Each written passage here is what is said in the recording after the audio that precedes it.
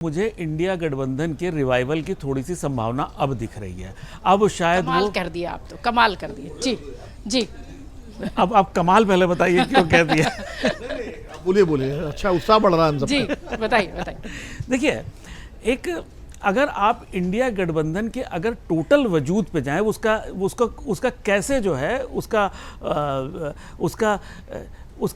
जन्म कैसे हुआ, अगर आप उसको देखें तो देखिए, कांग्रेस ने सबसे पहले मुस्लिम तुष्टीकरण की एक प्रयोगशाला स्थापित करी देश के अलग अलग हिस्सों में। बाद में क्या हुआ, स्टेट लेवल के जो छत्रप थे उन्होंने वो प्रयोगशालाएं हाईजैक कर ली और वो अपने अपने हिसाब से वहाँ नए नए प्रयोग करने लगे। धीरे धीरे करते करते वो सारे प्रयोग विफल होने लगे और आखिरी जो अभी का रीसेंट है कि वो जो उनका प्रयोगशाला में जो मुस्लिम तुष्टीकरण की जो आखिरी जो था वो फेल हो गया, टीएमसी हो गया। अब एक बची है जो आखिरी प्रयोगशाला एक्चुअली है, वो बची है उत्तर प्रदेश की समाजवादी पार्टी की।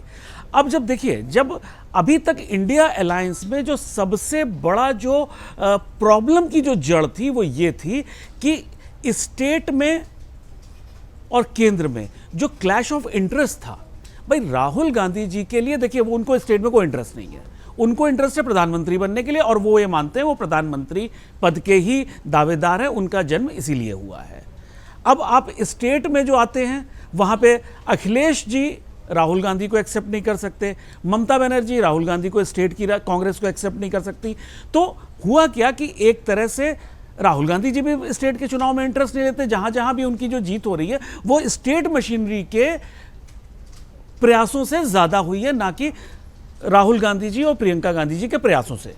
तो ऐसी स्थिति में अब मुझे ये लगता है कि इंडिया गठबंधन जब सारे जो छत्रप हैं जो मुस्लिम तुष्टीकरण की जो फार्मूला लेके घूम रहे हैं, वो सब जब राज्यों से फ्री हो जाएंगे तब तो अब तो साथ आएंगे ना। अभी तक जो विवाद का मुद्दा था स्टेट में किसकी सत्ता आएगी वही खत्म हो जाएगा, क्योंकि अब तो कुछ यूपी आखिरी बचा है ना, उसके बाद क्या होगा, उसके बाद तो फिर।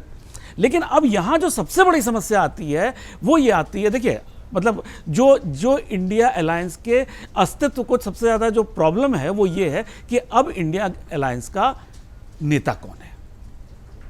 क्या राहुल गांधी अपने अलावा किसी को इंडिया अलायंस का नेता मानेंगे? नहीं मानेंगे, और मानना भी नहीं चाहिए। 99 सीटें उनके पास है और उनका सरनेम गांधी है, सबसे बड़ी चीज। उसके बाद ममता बनर्जी अपने अलावा किसी को इंडिया या विपक्ष का चेहरा अपने से बड़ा कोई मान सकती हैं?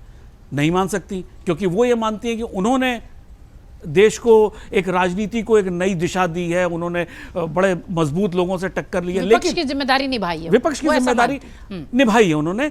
लेकिन उनके साथ जो एक, अब उसको एक, मैं आम इंसान के लिए अगर ये मैं सोचूं तो एक आम इंसान होगा, अगर अपनी सीट हार जाएगा तो वो मॉरली बहुत डाउन हो जाएगा। लेकिन मुझे नहीं लगता, ममता बनर्जी एक आम इंसान है, वो खास इंसान है, बहुत जुझारू नेता है, वो उसको भी कह ही दिया है कि उन्होंने हमारा वोट लेके भाग गए, हमारी सीट लेके भाग गए, मैं इस्तीफा नहीं दूंगी, मैं इस्तीफा नहीं दूंगी। इसके अलावा अखिलेश यादव जी भी वो रिंग फेंक रहे हैं कि वो भी बन जाएं। तो ऐसी स्थिति में अब जो होगा कि इंडिया अलायंस का नेता कौन है, इस पे सिर्फ संघर्ष होना है। इंडिया अलायंस तो रहेगा, क्योंकि है तो है ही ना, पिछले 3-4 साल से तो है ही है, भले ही वो फाइल दबी हुई है लेकिन है। तो अब जो है वो फाइल शायद निकल आए और सबसे पहली उसमें जो है जो जंग हमें देखने को मिलेगी वो उसके नेता को देखने को मिलेगी कि कौन होगा नेता। अगर आप ये वीडियो YouTube पर देख रहे हैं तो हमारे चैनल को सब्सक्राइब कर बेल आइकन दबाएं, और Facebook पर देख रहे हैं तो हमारे पेज को लाइक करें।